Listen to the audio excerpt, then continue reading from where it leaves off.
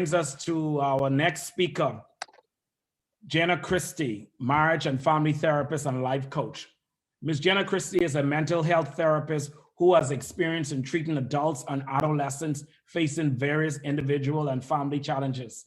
Jenna obtained a Bachelor of Arts in Psychology from East Carolina University in North Carolina. Upon completion, she went on to receive a Master's in Marriage and Family Therapy from Drexel University in Philadelphia, Pennsylvania, and a Master's in Social Work from the University of Central Florida. She is presently working to obtain a doctorate in education with specialization in organizational leadership. For 4 years, she was a social worker with the Department of Social Services and Urban Development, where she was stationed at the William A. Pratt Center for Girls. She also has a private practice conducting virtual and in-home individual and family therapy. Due to her personalized counseling style, she often describes herself as a therapeutic life coach. Jenna has experience working in New Jersey education system and in one of Philadelphia's top psychiatric hospitals. Additionally, she has experience working in Orlando Health Hospital and with Florida Hospices End of Life Care. Jenna received extensive training in child safeguarding, human trafficking prevention, substance abuse treatment, counseling for juvenile offenders, and stabilization techniques in trauma counseling. In 2019, she joined the We Got You team, a joint initiative between the National Art Gallery of the Bahamas and other mental health professionals to provide therapeutic services to the survivors of Hurricane Dorian. There, she served as the adolescent treatment team leader and provided counseling to those in the shelters. Jenna is presently the mental health therapist at Grand Bahama Children's Home, where she works to provide a supportive and nurturing therapeutic environment for the residents there. Put your hands together and let us welcome Jenna Christie. Troy, thank you, thank you, thank you. I greatly appreciate your kind words. It's a joy working with you. Okay, so I understand that there were a lot of there's a lot of interest in the mental health perspective, especially as it pertains to juveniles, our young people. So hopefully I can shed some additional light on that. I do apologize. I may have to breeze through this a little quicker than I would like to, just because of the late start that we got. But hopefully the information will be clear and concise and that you will take something from it. First off, just wanting to give a comprehensive overview of the juvenile justice system. It is comprised of the following: the probation aspect. We have our probation officers under the Department of Rehabilitative and Welfare Services in the Bahamas. As it pertains to juveniles, we only have 3 probation officers present for all of our juveniles here in New Providence. As for the family islands, the Department of Social Services, generally, they do everything that relates to social services. So you'll find that the same set of officers are working multiple areas that are under the ministry. Detention. Detention is the detainment in the juvenile facilities, like William A. Pratt Center for Girls, Simpson Penn Center for Boys. The court appearances in our juvenile court, Magistrates Court number 2 in Nassau. Not sure what it is here in Grand Bahama. I've recently relocated, so I'm still learning exactly where everything is. Our correctional facilities, Bahamas Department of Correctional Services, we do have a wing, an area for the juveniles that we aim to keep them separate and apart from the adults that are in that correctional facility, as well as the post-discharge conditions, depending upon what the criteria of their sentencing was. The overview of juvenile justice as it pertains to rehabilitative and the preventative approach, that was the original intent of the juvenile justice system. It was intended to emphasize the rights of children rather than punishing them and treating them in the adult courts. The goal of the juvenile justice system is diversion. It is supposed to divert from the punitive punishment to give more cognitive help and more behavioral reformation. Now, we understand that that is not always the case, especially considering the different issues that we have had with young people in our country as well as other countries abroad. We find that as crime increases and the system becomes overworked and overburdened, the emphasis then comes on crime control and behavioral control without addressing the underlying issues as to why the juveniles are engaging in these behaviors in the first place. It's somewhat similar to the zero tolerance policy that you have in schools. It's saying, okay, one strike, you're gone, you're out, we're putting you out. And it's supposed to essentially scare juveniles into the perfect type of reform that these institutions, these areas would want to see. Barriers to services. We have a lot of barriers to services, but a lot of the researchers believe that if you can place more emphasis on preventing juveniles from becoming adult criminals, then you will be able to curb a lot of the influx of juveniles in these facilities or involved in the juvenile justice system. It's stating that long-term confinement and even some short-term, depending upon what the issue is, but primarily long-term confinement is ineffective. So now we need to turn to different services in order to ensure that the kids are receiving the proper care. Now, it's hard to do so when we have these barriers that are listed before you, one of which being insufficient resources. We do not have the mental health or the psychiatric assistance that we would like. Sandilands is completely overburdened because they see the entire country, those from the family islands coming in. We have limited spacing for inpatient services. We have an overburdened system for outpatients. We have a lot of resources that we need and that some of which are in place, but because we have so few of them, it's becoming ineffective. The lack of proper training. I've heard this through multiple previous presentations.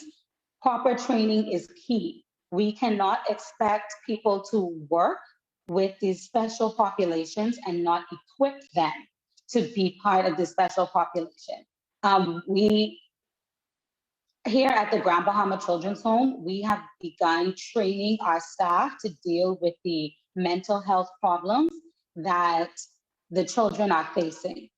And it's important that those working with social services, working in these residential facilities, have this level of training because they are the ones who are charged with the task of dealing with our kids. They are the ones who we rely on 24/7. They are the caretakers.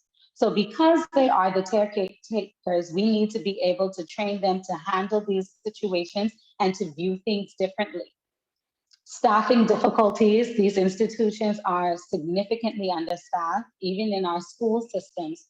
The adult to child ratio is completely ineffective in terms of how we're trying to properly supervise the children, properly teach the children. When you have a ratio that is unsupportive to the work that you're trying to do, you find a lot of children end up falling through the cracks in the system. And because they do that, you find that more and more and more now it's shifted to other areas of our society where they can be funneled into the juvenile justice system through adverse behavior. Models of care. We do not have a nation standard model of care that we like. I will go through some suggestions for these towards the end of the presentation. However, the models of care that we presently use is simply, I detain you, you go through the court system, whether it's supposed to be that you're supposed to be getting training, you're supposed to be getting some type of counseling and therapy, it does not happen the way we would like for it to happen, which goes back to the insufficient resources that we have. Insufficient policy development. We are in the process now of trying to address the issues with policy as it relates to young people. And this is why it's so important to hear from the workers who are in these areas, because they can give a hands-on explanation as to what works, what is effective, and what doesn't work. When you sit high and you look low, you tend to miss the nitty-gritty of what needs to be changed. And until those elements are changed into the proper health policies that we need to be developed, we're going to continue having more of the same. And then we're having challenges within the correctional facilities. I think that was Ms. Lundy who mentioned it, and talking about training the correctional officers and those who are working. It's the same thing that I'm mentioning here at the home, where we train the staff, the workers, to understand what it is that they're dealing with, because right now we've left them inadequately equipped to handle what we expect them to show up to work to every day. Now that you understand the system of now that you understand the barriers to the system, you can understand that the systems of care where we find the children are in these major 4 areas. The barriers that we talked about are going to be in education, child protection, juvenile justice, as well as mental health. For education, one of the easiest understandings of this is a child is always being sent to guidance. The child who is always, quote unquote, acting out when they are in class, the one that can't sit still, the one that's bullying or being bullied. All of these are found in the education system. Child protection. Child protection is another means for a child to enter into the juvenile justice system, especially if they do not receive the type of counseling that they need following a traumatic situation. Maybe it was a history of sexual abuse, physical abuse, mental, emotional abuse, neglect. That is a pathway into the system. Juvenile justice, that's through the criminal aspect of it, maybe the shoplifting, maybe the gang involvement. And then there's the mental health component that we will emphasize further. As it pertains to the juvenile justice system, the prevalence rate of youth with mental health disorders is found to be significantly higher than those who are in the general population of adolescents. It's estimated that approximately anywhere from 50 to 75% of juveniles within the justice system meet the criteria for a mental health disorder. Another 40 to 80% of those incarcerated already have a diagnosable disorder. To break it down further, according to gender, that's about 2/3 of males and 3/4 of females that meet the criteria for at least one mental health disorder. So this doesn't even take into consideration comorbidity, where there are more than one mental health disorders that are present with the children. The most common mental health disorders that are seen are affective disorders, those are mood disorders. That's the examples of depression, of mania. Mania, when a child is in a manic episode, that is characterized by the abnormal, elevated mood, intense high energy, racing thoughts, extreme behaviors. Sometimes you can even find symptoms of psychosis with this, anybody who's in a manic state, meaning hallucinations, whether visual or auditory. It's fairly rare with children, with juveniles. It's fairly rare, but no, that's not to say that it does not happen. Anxiety disorders, that is, could be generalized anxiety, panic disorders, separation anxiety, which you definitely see in terms of persons with attachment issues, neglect, and abuse. OCD, that is obsessive compulsive disorder, And you can see that manifested through extreme fears of death, dying, or being sick. That can be seen with constant, overwhelming fears of doing something wrong or acting in the wrong way. And PTSD is probably the most common. PTSD is post-traumatic stress disorder. Post-traumatic stress disorder is diagnosed through various means. It can be through a traumatic experience that the child faced. It can be through one that they witnessed on TV or one that they saw happen to somebody else. So PTSD, especially when the child is in a residential facility, PTSD is very, very common. And disruptive behavior disorders such as conduct disorder, ODD, oppositional defiance disorder, and ADHD, that attention deficit hyperactivity disorder. So that's a really big, strong part of the behavior. During my time at Willie Mae Pratt, a lot of our girls were diagnosed with conduct or ODD, as well as PTSD. So the conduct disorder, you'll see that is your aggressive behavior. Your ODD, that's an extreme temper tantrum. That is any resistance, especially to authority. And we're not talking, okay, I don't want to do my chores at home. We're talking extreme disagreements, extreme defiance. So anything that you would think that would happen with and what's quote unquote a normal adolescent, whatever that may mean to you, because that's relative, it's exacerbated because of the mental health issue. For the behavioral implications, mood disorders, which would be like the depression that we mentioned and the mania, are more likely to, persons with the mood disorders are more likely to display anger, irritability, and hostility.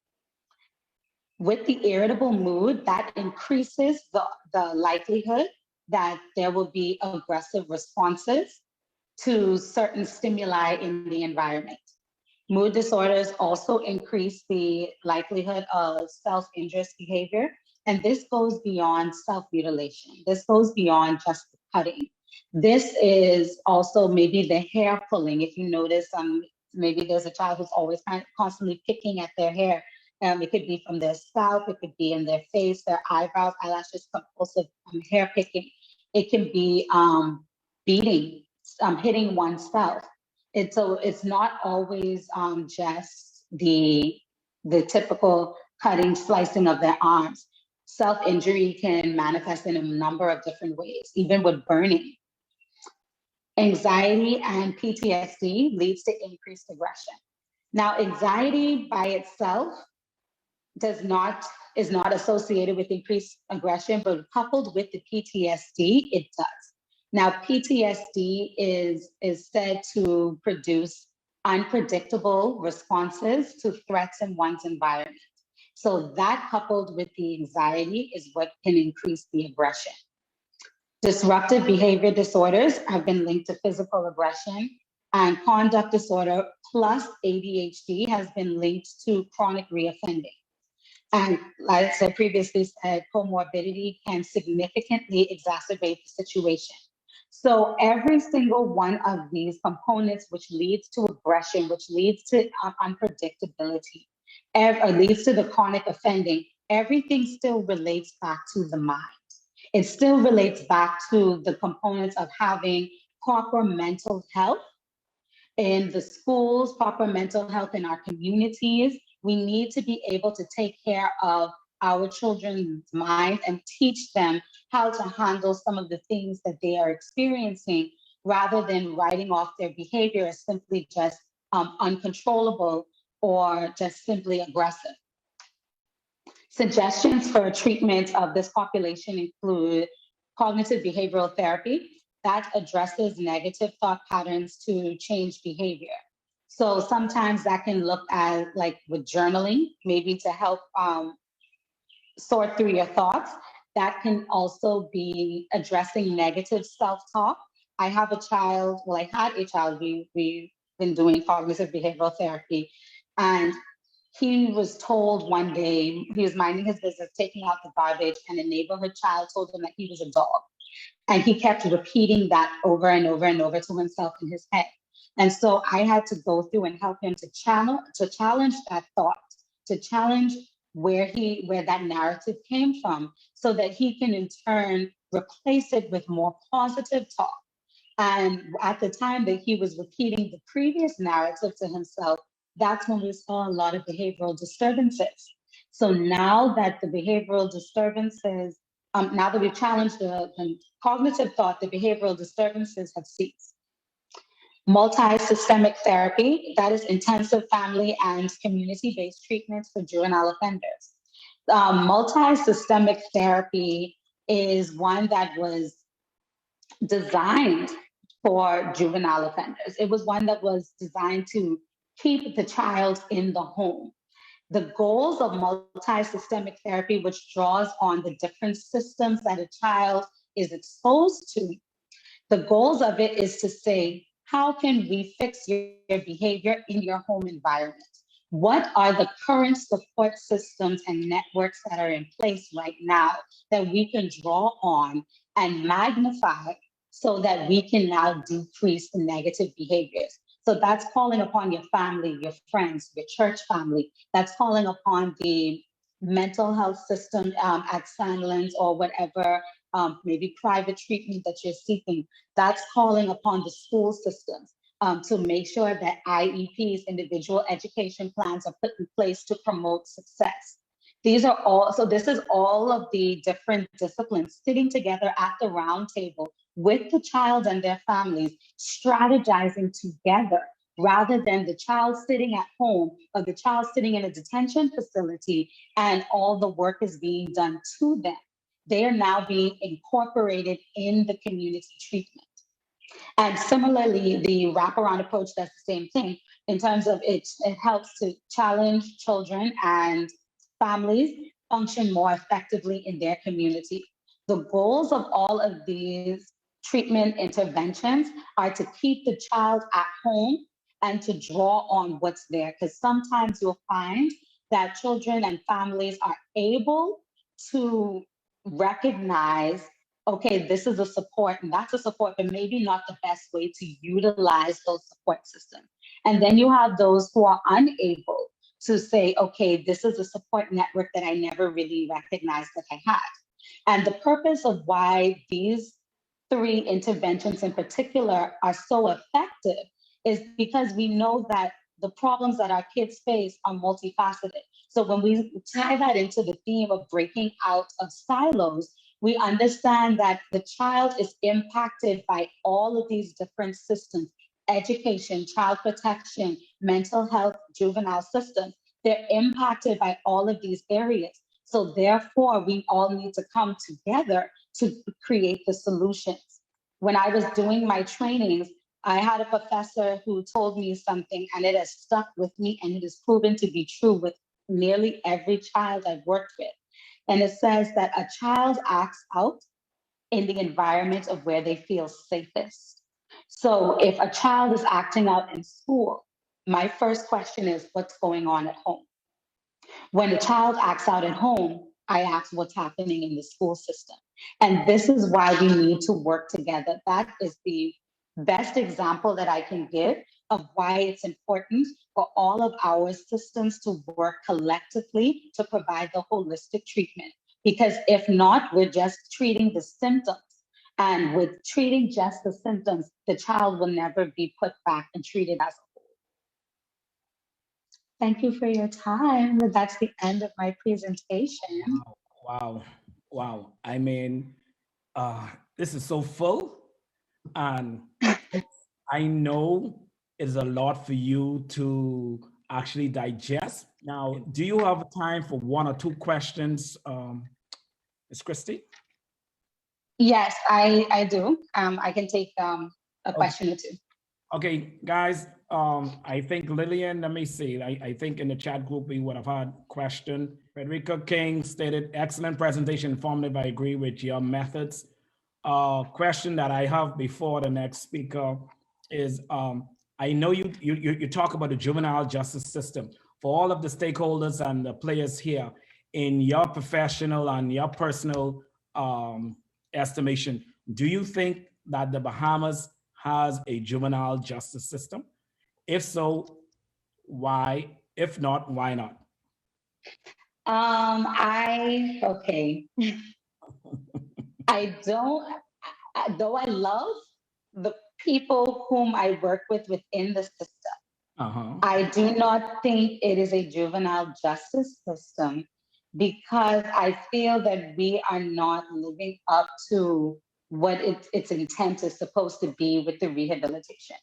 And I do not think that that is of the fault of any single entity. I think that it is a national and systemic issue that we do not live up to helping the children to not reoffend in terms of the values, the morals. I agree with the lack of ethics that are being taught. I wholly disagree with just automatic social promotion. I feel that we need to place so much more emphasis on the prevention to really have a juvenile system where we are working to bring them and to reintegrate them into proper, integrate them as proper persons in society so that they can continue to grow. I do not agree with them aging out of the system. I feel that we are more detrimental to their good right now, how the system presently is. Okay. So I can't say that this is a juvenile justice system. Okay. Awesome. I don't think we're doing them that do justice. I don't think we are. My sentiments. Yeah, we have a lot of work to do. And I feel as though as progressive thinkers and our progressive movers, that is the case here. And I don't know how it is around the Caribbean, but nevertheless, any more questions before I move on to the next speaker, our final speaker before we take our break? Good.